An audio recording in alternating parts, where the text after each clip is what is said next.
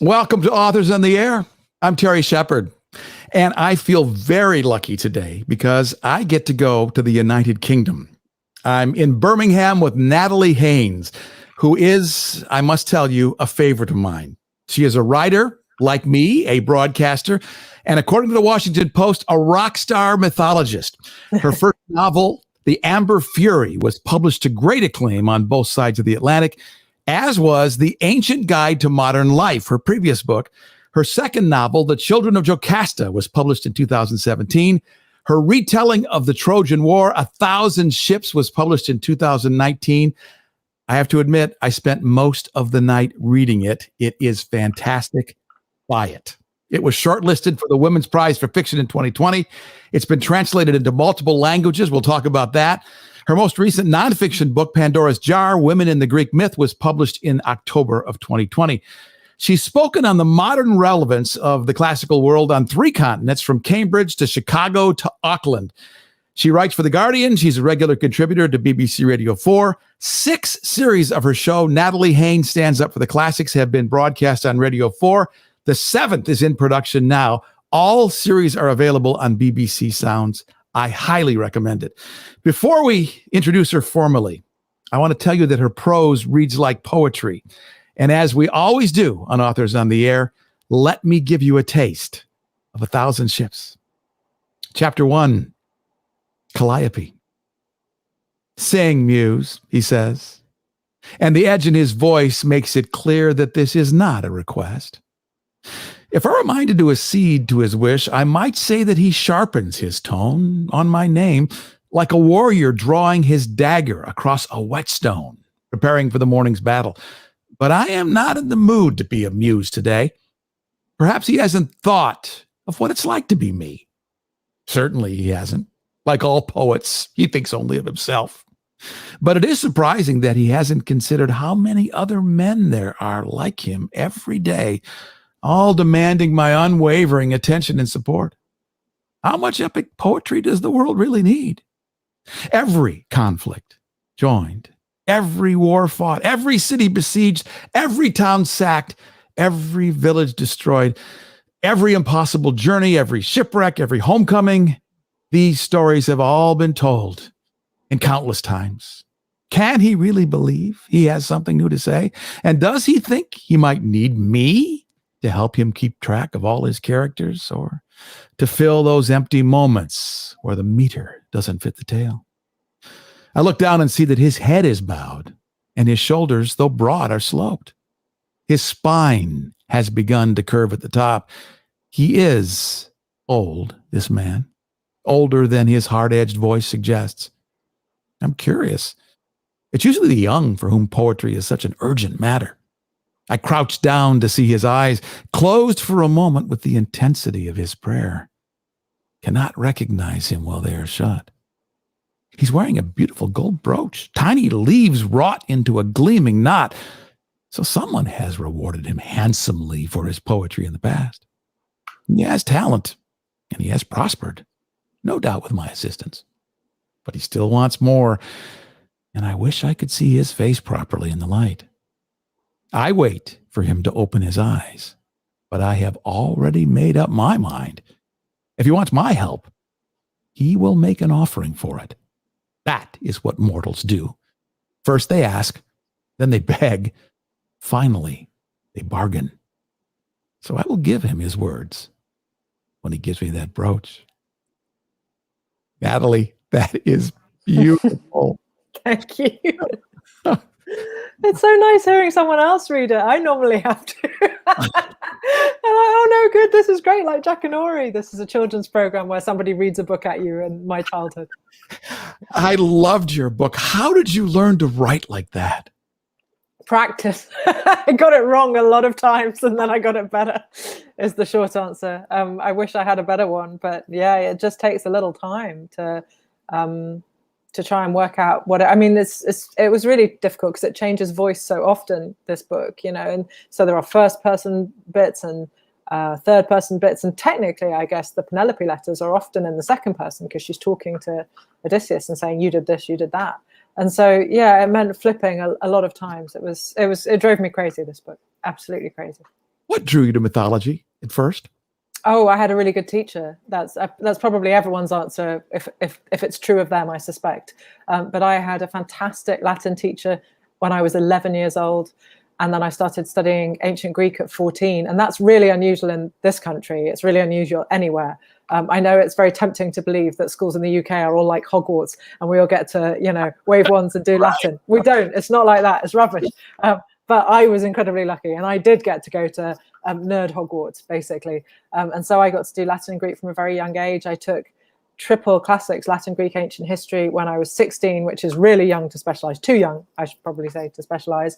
And then I did my degree in classics. And although, the joy of studying classics as an undergraduate is that it's a whole society. If you want to specialize in history or philosophy or linguistics or literature or archaeology, you could do any of those things. But myth always had my heart. Greek tragedy and epic have always had my heart. Even though I became a comedian for a while, comedy never holds me in the same way that tragedy does. I don't think so. Take us briefly through your life and how you became who you are today. In the most circuitous route possible. Whenever I go and speak in schools, I always tell children that whatever they want to do to get to where I am, they shouldn't do what I did. It's like, do anything, but definitely don't do that. Don't go to Cambridge and study classics and then simultaneously join the Cambridge Footlights, their comedy society, and become a stand-up comedian and then graduate and then basically run away and join the circus and then spend 10 years in the circus and then run away and join the library and then start writing books. I mean, don't do that. It's a really long way around. So, but that's basically what I did. I was a comedian from the age of about 22, I guess, 23, until I was in my mid-30s. And at the same time as the sort of later bit of that, I started writing for the newspapers. So I wrote for the London Times for 5 years or so, and then the Independent, then the Guardian, and I wrote a column for the Times, which it was one of those ones where everybody writes in. They asked me if I would compare contemporary politicians to Roman emperors, and so I did. And then for weeks afterwards, people wrote in, "Dear the Times, Ms. Haynes appears to believe," but they were delighted because it meant everybody was talking about it. And at the end of that block of time, my agent had persuaded me that what I wanted to do was write a book. So I wrote The Ancient Guide to Modern Life, which let you look at the modern world through the prism of ancient history and society. But what I really wanted to do was write novels, and I couldn't because that was during the credit crunch, and nobody wanted a first-time novel from me. And so I wrote the thing I could sell and not the thing I couldn't. But then once Ancient Guide was out and had sold a bit, then it was just easier then to be able to say, okay, now I want to write a novel. Now I want to write another novel. Okay, now another novel. But then Ships was such a demolition job on me that I had to have a rest after that. So I wrote nonfiction. Fiction makes me crazy, and nonfiction just doesn't. So, or hasn't so far, I should say, before it turns on me. And so, yeah, I needed a little break to do things in a slightly more calm way before I could do another novel next. What is so problematic about fiction for you? Well, Ships is just a huge book. There's just an enormous cast of women, and almost all of them are undergoing something terrible. There are fun bits. The goddesses were really good fun to write, as you found reading it. They are just tremendous fun because they have absolutely no moral code at all. They're going to live forever. There's nothing at stake. So they're just like toddlers with they're just pure id with superpowers. And so they were huge fun to write. But the mortal women, the Greeks and the Trojans, the Trojan women are seeing their city destroyed. The Greek women are waiting for their husbands and brothers and fathers to come home, or in some cases not come home. And, these women are being enslaved and all kinds of other things. So it was just a very harrowing book to write. When it was first published, somebody interviewed me and they said, why is the Trojan War relevant today? You're like, dude, I would absolutely love it if trafficked women weren't a thing anymore. I'm very happy to not get the sales if women can have a better lot around the world. But believe me when I tell you, it's a luxury that you think that this isn't applicable, because it demonstrably is. Like Calliope said, every story's been written, and our job is countless times. One better. Tell us about how 1,000 Ships came to be. Well, it was quite it's an unusual book for me because I sold it before I'd written it, and I don't normally do that. Normally I write the book first and then sell it. But when I'd written Jocasta, the Children of Jocasta, and my agent was trying to find it a home Pan Macmillan, who published it in the UK, were very keen to do a 2-book deal. And they said, have you got another idea for a novel? And I said, yeah, what I'd really like to do is, and they said, no, don't worry, go away, write a page, and then just send us that, and then we'll know. And I said, okay. And I'd had this idea walking home from the park to where I live in London. I thought, this is great. I'm going to tell the whole story of the Trojan War. I like to begin my ideas quite ambitious. I'm going to tell the whole story of the Trojan War. And I'm going to start with the fall of the city, because that's the bit that everybody knows, the Trojan horse. So I'll start there. And then I'll tell the consequences timeline forwards and the causation timeline backwards. And I'll change point of view each chapter. That'll be fine. Yeah, that'll be fine. So I wrote that and sent it in. And to be fair to them, they went, yes, great. And not, what are you doing? And they just left me to it for, the however many months it took me, 10 or 11 months to write it, because I knew if I could just, and it changed a little from that first day when I had the idea for it, insofar as the kind of spine of the book now is the story of the Trojan women waiting on the shore outside their ruined city. And that wasn't in my original plan. I thought they would just have individual chapters. I didn't realize there would be, it's typical of women in my books that they become a gang when they get a chance. They never, ever manage to strike out on their own in an individualistic, Homeric way. They always club together. And so, yeah, that changed a little. But basically, the idea that I had for the book was pretty much the book that I ended up writing. It just ended up more complicated than I could have even begun to imagine. And in some ways less. I thought I would do the Penelope letter was supposed to just happen one time. And then I was intending to do the Odyssey from the perspectives of all its women. I was kind of thinking, it would be so nice because then the sirens can sing and that would be really lovely. And then, Circe could do her bit. And then I don't know what I thought I was going to do when I got to Scylla and Charybdis. It's like barking and a glug sound. Would that have been a good chapter? I say no, it would not. But in the end, I wrote Penelope's first chapter and I just loved writing her. There's absolutely no way. I got to about 100 words into that chapter and thought, there's no way I'm giving up this voice. She stays. The kid stays in the movie. So it was a very easy decision to make. But that often happens to me. I have these, very complicated structural plans, and then the voices of the characters just basically come in and go, oh, shush. Oh, okay. So. Natalie Haynes is our special guest. NatalieHaynes.com, HAYNES.com is her website. You're writing a story that many people know by heart and have heard told 1,000 different ways. How do you make it interesting to the audience who is aware of it, how the plot? Yeah, I mean, it is really difficult. It hit me the first time when I was writing Children of Jocasta, and I thought, how am I going to tell everyone a story everyone knows? Everyone knows the story of Oedipus and Jocasta. And then the more time went on, the more it became clear that everyone does not, in fact, know the story of Oedipus and Jocasta. Classics isn't taught very much in schools anymore, and lots of people don't know it. And B, I didn't know the story I was going to tell because there are so many contradictory versions. So there are versions, although I didn't use it in this book, for example, of the story of Helen of Troy, as we think of her, where she never goes to Troy at all. She goes to Egypt and spends 10 years there. She is Helen of Sparta as she begins, and then Helen of Egypt. She is never Helen of Troy.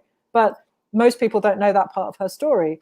And so there were other bits of the story which I was confident people just didn't know. Generally, do people know the name of the wife of the first Greek to die on the shores of Troy? Her name's Laodamia, and there's an Ovid poem about her. But I'm not sure even I could have answered that question 5 years ago without a prompt. The story of Penthesilea, the great Amazon warrior woman who fights at Troy and for Troy, that's told in Quintus Mannaeus's The Fall of Troy, but not that many people are reading Quintus Mannaeus on the average day, I don't think. And so actually, I think people know some things they know the horse for absolute sure. They know that Achilles has an Achilles heel. But the interesting thing is that by far the best known text, I suppose, of the Trojan War is the Iliad. And that doesn't include either of those two events because it only covers 2 months in the story of a 10-year war. So all the causation of the war, the story of the golden apple for the most beautiful, etc., that's not in there. That was in a lost poem called the Kyprica. And all the, aftermath where Achilles is killed, the heel comes into play, etc., that's not in there either. And so I thought, not only do people not know this story as much as I worry that they do, but I'm going to do something which no one's done, which is to take all these women's voices from all these different sources. I took them from plays by Aeschylus or Euripides. I took them from, the margins of, literally the margins, the scholiast's comments on bits of the Iliad, is where, you can easily find a reference to Penthesilea. I took them from vase paintings, from sculptures, and I thought I'm going to put but sometimes it was incredibly difficult to find them. There's a very brief scene with Themis, the goddess of divine order, who's trying to help Zeus out at one point, and her outfit is taken from a vase painting, but there are only a tiny number of vases with her shown on it. So I got to nick her clothes from a vase, but it was quite hard to track them down. And I thought, I'm pretty confident everyone else isn't doing this with their time. So this is going to seem like a new story to them, because women have been marginalized for so long. I grew up with parents that read Homer to me when I was very young. Those are good parents. And I was very lucky when I was about the same age that you were to be introduced to Edith Hamilton. And as a teenager, I loved the fact that the gods were amoral and could do anything. It's what I wanted to be when I grew up. Yes, absolutely. Who doesn't? Yeah. Who is your audience? I always worry that it's classicists, because I love classicists, but I feel like they already know everything I'm telling them. Although often it seems like they too haven't tracked down these obscure texts because they're studying whatever bit is their speciality. But actually, it's kind of skewed. My publishers would tell you that women writers, and they would be right statistically, women writers mostly are read by women. And that's probably true for me too. I get read by a lot of young women, teenagers into sort of up to about sort of 30-ish, but they also bring their moms and sometimes their grandmothers to the radio shows or to the live shows. So it's something I only noticed with Ships, is that I'd become a kind of a generational bonding thing. And it's so incredibly moving to see mothers and daughters at shows, or sometimes dads and daughters at their shows, where clearly the daughter has dragged them along and they've, found themselves enjoying it in spite of it, I guess, or in spite of themselves, perhaps. And so it is just a really kind of touching thing. But yeah, I guess it's a combination of the radio audience, which again is supposed to skew old. Radio 4's audience's average age is, 60 something. And yet my audience skews very low. And since they made the show available as a podcast, it gets a much younger audience there. So it's kind of an unexpected mishmash. I'm always delighted by pretty much any reader, to be honest with you. So, I know there's a great desire to say, we have this market, but we want that market.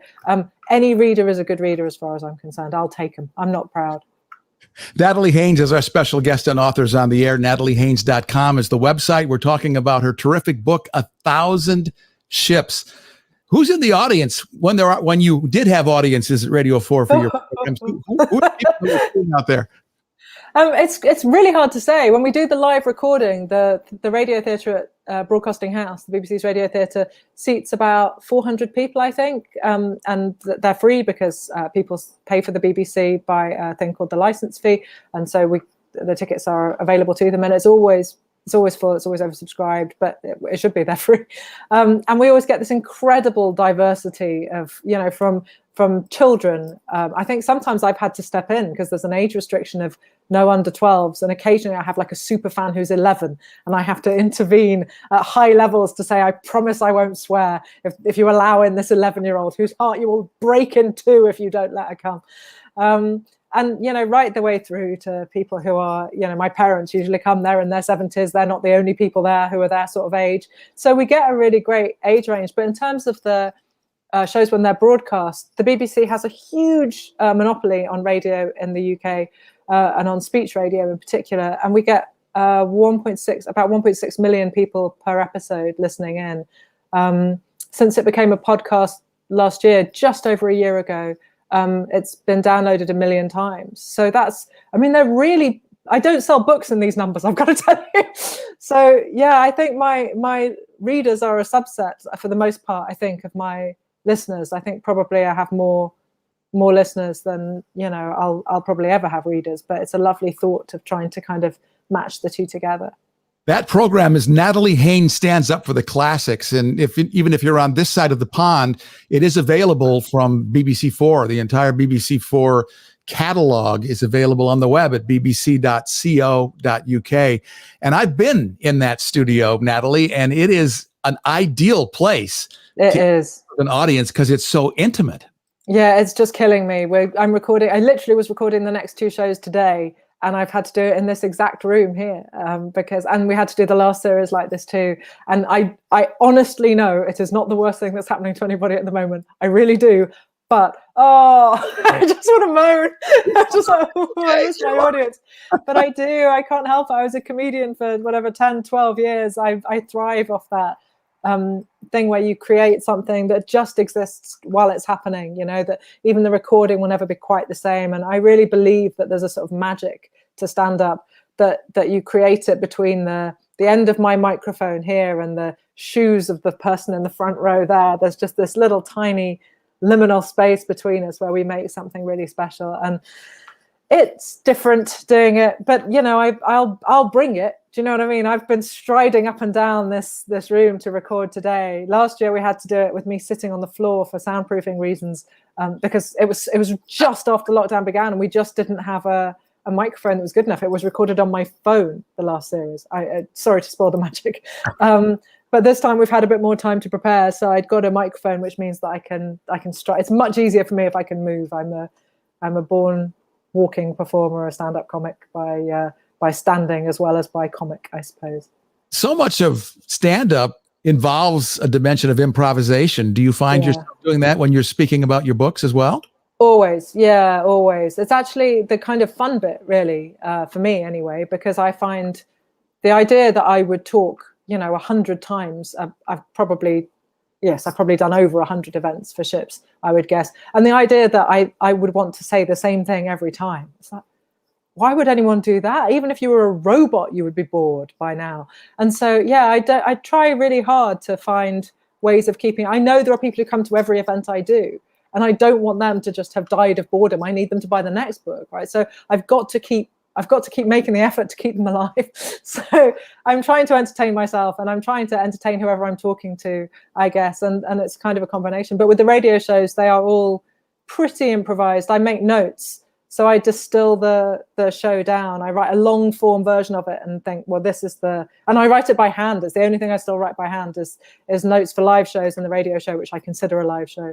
And so I write a long form and then I distill it into notes that will kind of jog my memory when I'm in front of an audience, or today pretending I'm in front of an audience, and then I'll just spin around off it and try and regain it. Why did you leave stand-up? I bought a flat. I don't want to spend the rest of my life not in it. I think that's the short answer. Although I now spend more time touring, or not the last 12 months, but in general with ships. I think I'd done 75 shows by the time lockdown kicked in.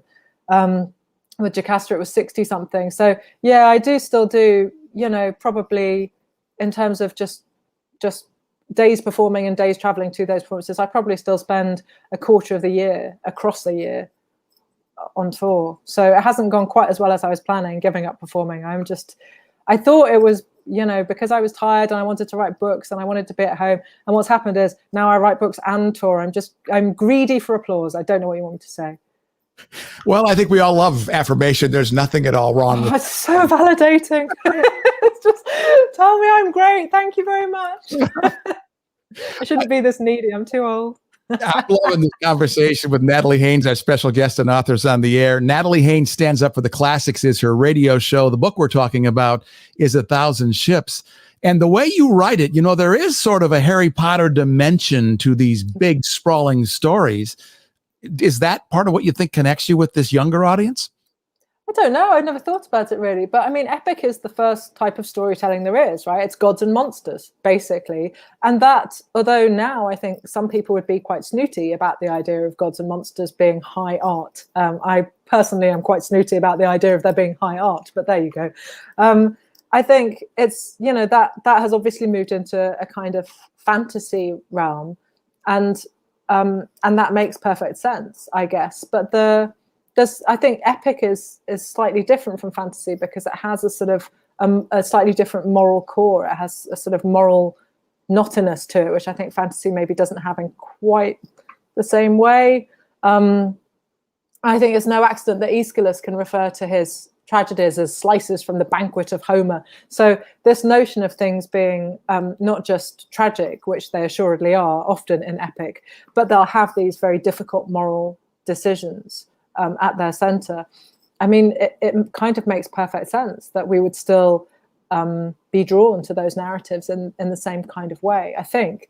But of course, you're right. The Harry Potter universe is all about, making choices of self-sacrifice in order to try and achieve a greater good, with, in some cases, more and less success. And so I don't think it's particularly, but I think she studied classics, didn't she? She did Latin and French, maybe, J.K. Rowling at university. So she is basically an extra classicist. She's on our team, whether she likes it or not.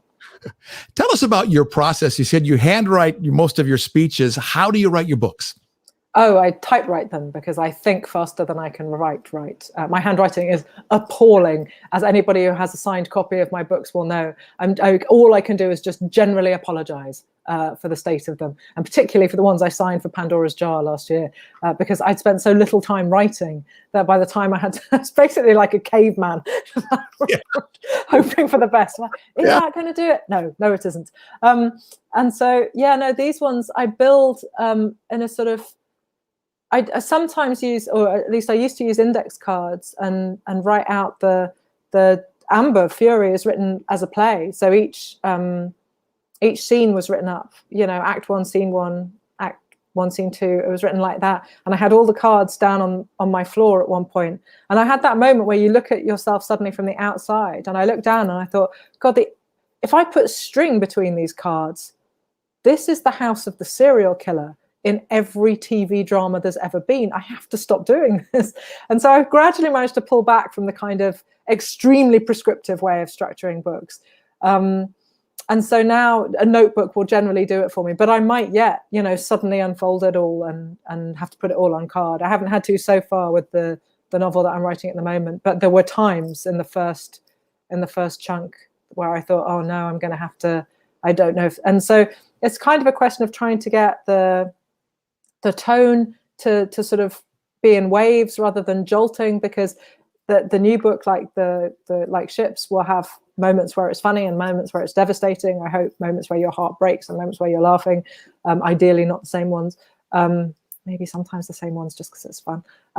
But it does mean you need to create this kind of wave, this oscillation where the tone is allowed to just adapt very gradually. And I usually know, at the moment, for example, I know the story arc of two characters. So they're going to kind of spin around each other like a double helix. And then everything else is just going to sort of slot into that. But I know everyone else doesn't think of books in terms of their shape. And I always do. So for me, 1,000 Ships is a spine, the Trojan women. And then it has this causation timeline which spirals backwards from one end, and the consequences timeline which spirals forwards from the other end. But I freely appreciate other people don't think of words in those terms. I don't know why I do, I just do.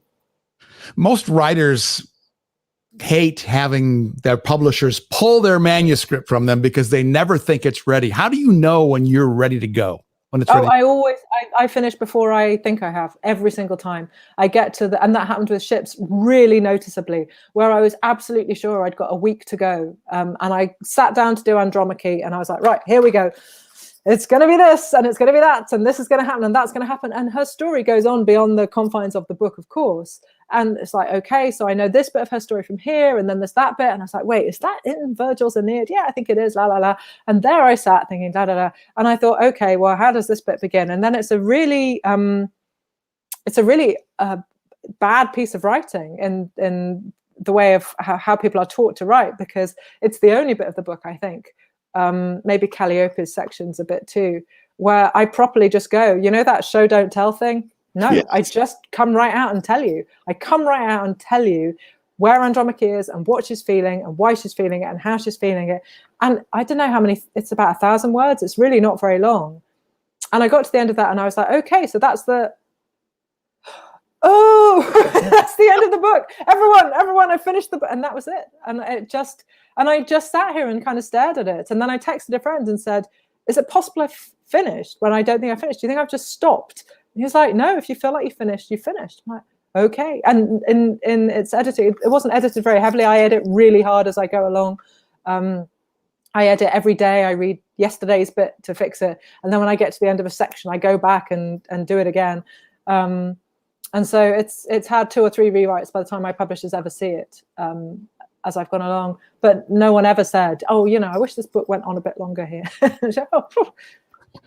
Natalie Haynes is our special guest. NatalieHaynes.com is the website. She has a ton of books. The Ancient Guide to Modern Life is a great one, I think, to open your eyes to the value of the classics in the current world. We've been talking about her terrific bit of fiction, 1,000 Ships. How do you define success, Natalie, and where are you on that continuum? I guess I'm not sure. I think very much in those terms. I'm a lot more successful than I used to be. I think probably I doubt I'll ever be fully satisfied with where I've got to. I don't think it's in my nature. Do you know the Hugh Jackman movie, The Greatest Showman? Yes. Yep. Right. So here's what happens when I watch that film. When everyone is singing a beautiful, inclusive song about basically being a big family as part of the Barnum Circus, I'm like, oh, that's so lovely. I love how much everyone is a lovely, inclusive family. And it doesn't matter who you are or where you've come from, you're part of the family. A bit of my brain is watching Jenny Lind singing Never Enough and going, be her, the entire time. That's happening to me the entire time. I'm like, that's right, it never is enough. And it's like, no, don't be that person. Where does she end up, spoiler, in the film? Not with all the lovely people in the maid family. No, on her own, singing sadly. Don't be her. But a bit of me is always going to be that. It just is. So I'm vastly more successful than I ever used to be, and it is not enough. What's still on your bucket list? Oh, I've got, I owe 2 more books. quite before I'm allowed to do anything fun, I have to sit and do some homework. I need to travel again for sure. I've missed it terribly, like everyone, I'm sure, in the last year. So yeah, I mean, it would be really nice to have books that are read, by huge numbers of people. And now Ships was read by an enormous number of people, and Pandora's Jar in the UK has been read by a huge number of people too, more than I could ever have imagined.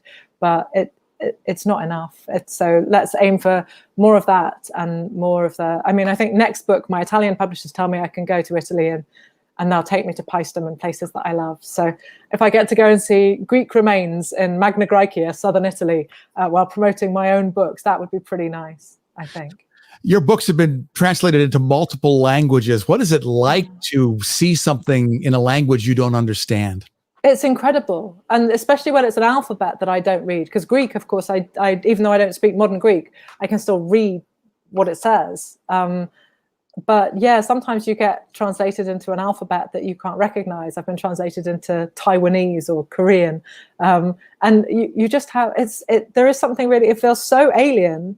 And yet you can just about kind of work out where your title is or what your name is according to it. And yeah, it feels incredible because it's somebody else's book by then. You've co-created a book with a translator that you've often never met. Sometimes I get email questions from my translators, but I don't think we've ever met in real life. And so somehow you've still managed to jointly make this thing, and it feels fully separate to me. I don't feel at all kind of responsible, and yet somehow I managed to feel proud of myself just the same. There's an element of trust, right? I mean, you're turning over your art to someone else to interpret it. Yeah, it's kind of nice though, because I wrote my book. Do you know what I mean? It's like it was adapted for the stage in Cyprus in 2019. And they did it as an all-day reading. So it was translated into Greek by this incredible women's theatre group in Cyprus called Sezon Gunaikis. And they ended up bringing it to London, to the British Museum, just before lockdown happened a year ago. And for that to happen, they spent 12 hours or 11 hours or something performing it in Cyprus. But even then, they still had to cut some bits of it because it's slightly too long to do in that time. And they were so worried, these women. They were like, we've had to cut this. And it's like, it's yours now. Here's my version. It's here. I've finished mine. That's it. Now you do what you need to with it. I'm not mad if you do the whole thing in mime. It's not what I would do, but don't let me stop you. But yeah, I kind of love that sense of being able to go, well, I had my say. I really understand it when authors say that about a a filmed adaptation or something, I find it a very easy thing to just hand it over. It's like, this belongs to you now. You know, you're making your thing, and being loyal to a book isn't necessarily the same thing as being accurate to the book. You know, you might want to capture the spirit of it without capturing the structure or the words, or, you know. Natalie Haynes is our guest. NatalieHaynes.com, HAYNES.com is the website. You said you've taken a circuitous route to get to where you are today. If some young woman wants to grow up to be you, what should they do? Don't do it. Don't all about Eve me. I'm not dead yet. I haven't paid off the mortgage. You can't do it. Can't be me. People say it quite often. Yeah, my daughter usually. My daughter wants to be you. Yeah, well, tell her not to. I'm doing it. But yeah, I mean, you have to be a massive nerd, basically. I spent really an enormous amount of time reading a lot of books. And, you know, when I go on holiday, I go to places where there are ruins and I look at them, or to a museum. I can't help it. And I'm really happy here. I think if it feels like work to you, you know, doing that bit, the research stuff, it's going to be a trial. You know, I'm very keen to remind writers and performers that what we do is work, because so many people are very keen for you to do it for nothing. And of course, that isn't going to pay the bills, because I don't have a bank manager who's prepared to accept nothing on the mortgage each month. But you have to love the study, the research. If you want to do what I do, this comes from a place of properly sitting here going, oh my God, I just found this really cool book about the Pergamon altar, which is only available in German, but hey, the pictures look great, and I'm pretty sure if I pay an extra 10 euros, I can get. That's how I live, like a massive, massive nerd. And then occasionally I go for a run or kickboxing just to break things up. So yes, but I mean, be super physically healthy, because otherwise you can't possibly spend all your days sitting hunched over books if you don't also kickbox or run or something. You'll get a sore back. Very wise. I mean, it's very easy for those of us who write to just sit in the chair all day, but to remember, you just can't. Life is balance, and happiness is of your own definition. That sounds like what you're saying is that, yeah, you are a nerd. So if you are that young girl who wants to grow up to be like you, then she should figure out what her passion is, what her purpose is, chase it with the same intensity.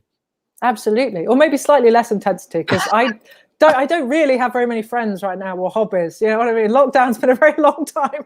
So yeah, don't do this. But it's just hard, isn't it? It's like, well, if you're going to have to be locked in your home for however many months, I'm not sure where we are now. It just feels, it does feel now a little bit like being one of those mad astronauts that's been lost on the dark side of the moon for a really long time. Then it's lucky that I've got such a passionate interest in books. It would be a difficult time, I think, to not have books to sustain you. The last question I always ask every guest, Natalie, is this. If you could go back and talk to your 16-year-old self, what advice would you give that young woman? Stop worrying. Stop worrying. It's all going to be fine. I was so anxious. I'm still quite anxious as a person now, but I was so anxious when I was 16 and 15 and 14 and 19 and 23. And I was so anxious. I was so worried that I wasn't good enough, that I wasn't going to be good enough, that all the things that I was trying to do were too difficult, and that somehow, you know, it would all elude me and that everything would fall apart. And at the same time as believing that absolutely and utterly, I also had this total conviction that everything was going to be all right. And I ran those two things. I still do run those two things. I feel them less strongly maybe, but I still do run those two things in my brain in parallel. They're like the two halves of train tracks the entire time. And if I could do anything for 16-year-old me, it would be to go back and say, sweetheart, it's going to be fine. You're just going to be fine. It's all going to be all right. And I would be right. Natalie Haynes is the award-winning author of The Ancient Guide to Modern Life, The Children of Jocasta, 1,000 Ships, and Pandora's Jar, The Women in Greek Myth. She is also the host of Natalie Haynes Stands Up for the Classics. Series number 7 is in production now, BBC Radio 4, bbc.co.uk. Natalie, what a pleasure it has been to visit with you. I'm so glad I got a chance to meet you. It's been lovely. Thank you for having me. It's been really nice. Take care of yourself. See if you can get that jab soon and keep that mask on. I will see what I can do. I'm not going to push an old lady out of the way to get it sooner, but I'm definitely going to think about it, just so she knows that she's got to make the effort. Yeah, no, I'll be fine. Thank you. Authors on the Air can be found on Facebook, Twitter, Instagram, and SoundCloud, and we invite you to explore the many other podcasts that features the craft, aggregated at the Authors on the Air Global Radio Network. For Pam Stack, I'm Terry Shepard, and Natalie and I will see you in the next chapter.